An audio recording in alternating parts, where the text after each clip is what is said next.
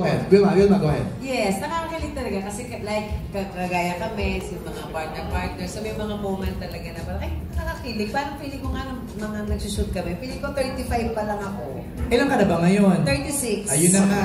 Sabi ko nga eh. Isabella, paano ang sinulat ito?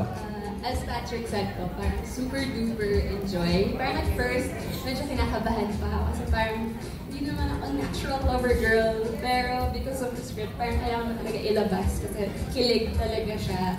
It's all good vibes and happiness and love talaga. So while writing, parang yun din iniisip namin yung our own experiences, our own love, our own kilig, and putting it all out on the script po. Sorry, mag-base lang ako sa trailer kasi yun lang yung nakikita namin.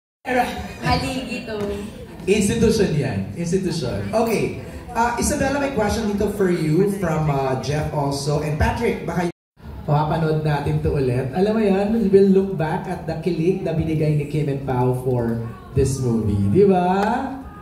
Wait lang, ako lang naman. Absorb ko lang naman habang nag-asalita si Patrick. Okay, Glenn. Glenn si Bonga from Showbiz Bonga. Magtatanong ng...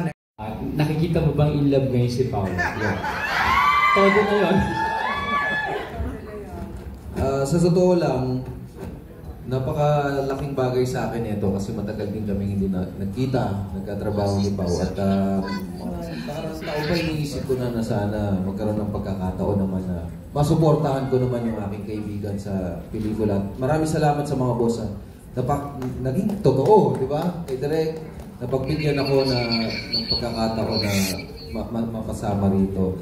At kasi si Paolo talagang tahimik yan eh, pero nung medyo teenager pa kami, alam ko pag may type siyang babae. Alam ko sa mata niya, sa tingin niya, sa galaw niya pag nakakatabi niya yung babae. Pero hindi kita ibubuko, huwag ka mag-alala. Sa set naman, nag-i-enjoy kami kasi si Ate Wilma, siya yung tagapantay.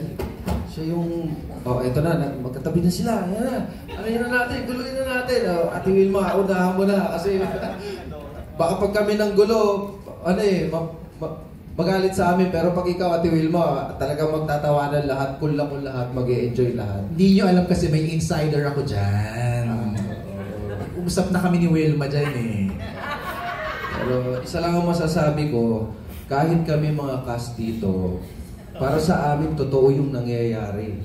Napaka-natural, hindi pinipilit, at yun yung importanteng bagay at mas magugustuhan natin at natural yung kilig. Yun yung importante sa lahat.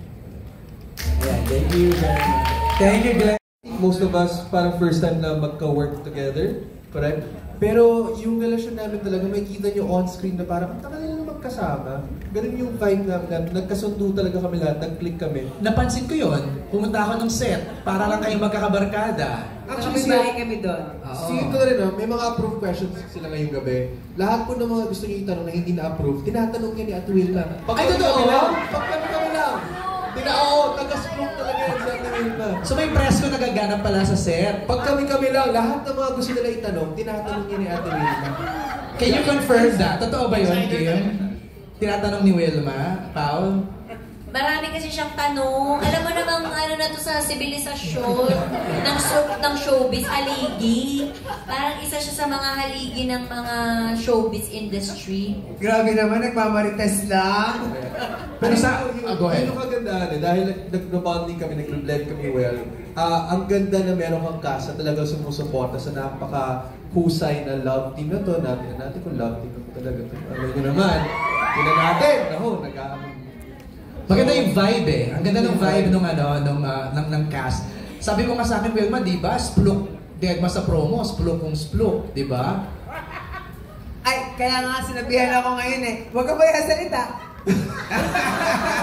sa lahat po sa akin yan. Alam mo, pumapasok pa lang ako ng gate ng ABS-CBN. Talaga sabi, yung sa trailer lang ha, huwag kang magsasalita. Magsalita ka! Pagsalitain niya. Sino gusto magsalita si Wilma?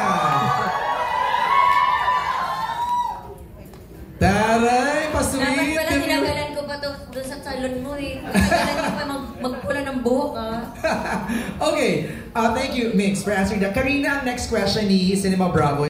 Always praying naman po na dumating yung tamang time or perfect timing for me. And also, tamang katrabaho.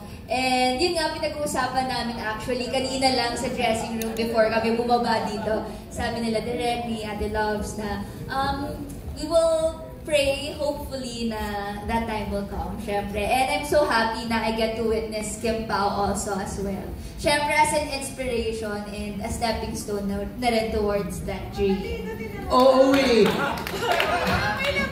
Kayo naman pala. Bakit wala bang laman sa set?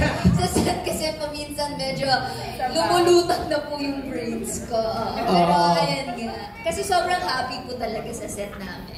So nakakalutang pala ng brains yung pag-happy sa set, no? Pag medyo mga madaling araw na po. Ayun. Hindi na po. Alright, thank you, Karina. If the movie had a sequel, what do you think will happen to your next character? Next year. Feeling ko kung magkakaroon ng kadugtong yung movie na to, I think mas magta-translate yung relationship nung Sari and Jolo. Kasi kapag napanood niyo yung movie, makikita niyo yung bakit nga ba kami siguro nandito as people from tahanan homes. Kasi yun yung magre-represent talaga who they are in the movie. So, I think that would be really interesting kapag Tsaka medyo kinokontrata kasi namin sa Direct Chat na sa next movie niya, kasama talaga kami. Tsaka idadagdag ko lang na parang dahil sa kanilang dalawa, nakakatulong talaga sila sa bawat character namin. So sa bawat na nangyayari doon, meron silang naitutulong, hindi lang yung problema nila, kundi pati sa amin. So maganda talaga. Dapat to talaga may sequel number 2. Ay, wow! Meron talaga to. Tingnan mo. Diba sabi mo naman every 10 years, maghihintay tayo. Baka Diego naman ang share ko that time. Pakita natin. Maghihintay ako ng second sequel kasi sigurado talaga akong maraming kikiliging mga kabataan. Hindi lang kabataan, pati yung mga nanay na kagaya ko na, nakakakilig pa rin pala talaga. At masarap pa rin pala kiligin regardless of your age. Yeah. Just to add, kasi kami dalawa ni Lovely, magkasawa kami every time magkasama na kami, kinikilig kami sa isa't isa, pero walang biro. When we see Pao kasi and Kim together, talagang kinikilig kami na parang... Bakit? Sige, ipa-explain mo nga sa amin. Okay. Mo sa amin. Ako mag-explain. Kasi si Paolo, meron siyang tingin, yung mata niya kasi minsan, kagaya sa best. Sorry guys, sorry mga Kim Pao. So may eksena kami, nagaganon-ganon si Kuya, tapos tinignan niya ako, ano? Sabi ko, yun pala yung personality niya, na pag tinitigan ka niya, hindi man siya magsalita ng marami, but he's talking to you, alam mong gentleman siya. So ngayon, from a distance, hindi nalaman dahil bilang maritas nga, bawal magsalita, will malin.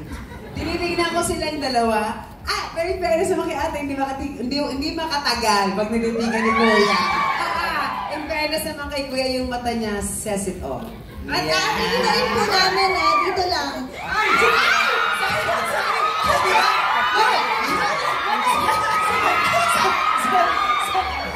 Diba? Miss Wilma, baka gusto mo mag-disappear. Sorry, naman hindi ko napigilan. Sorry. Pero sinasabihan din po talaga ako ni Benj dito, kapag ka off-screen, may asawa ka. Yes! Kasi siguro talagang, sorry po, bilang bagong nakatrabaho lang din si Paolo.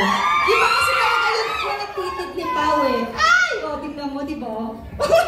Pao, are you aware? Are you aware na gano'n? Tama yung kinakwento ni Wilma, kinakwento ni Lovely. Hindi naman. Kasi sa eksena kasi nangyayari yun. So, syempre sa eksena, tinitignan mo talaga yung kung kanino ka naglilinya. Totoo yung sinasabi nila Kim, ni Wilma, pag tumititig si Pao, nangungusap. Hindi man siya magsalita, pero parang may pinapahiwatig yung mga eyes. Because eyes is the window of the soul. May pinakita ko na yung soul mo. Ano daw pinapahiwatig? Wala. Siyempre sa eksena namin, parang feeling ko yun yung charm niya as a person. Na hindi man siya madaldal, pero yung mata niya gusto mong dumaldal. Okay. Expressive. Expressive. Yes, expressive. Pati yung mata. Okay. Don, ang certified